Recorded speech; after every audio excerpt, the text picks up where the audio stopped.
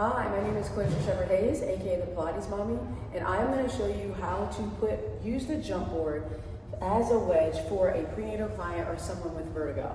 So the first thing is you want to take the jump board, okay, and you might be wondering which direction should it go. It should replicate the wedge, and I'll show you the wedge really quick, just so you get an idea. Here's the wedge, a prenatal wedge, if I can catch it. And this is how it would typically go on the reformer. So the jump board needs to do the exact same thing.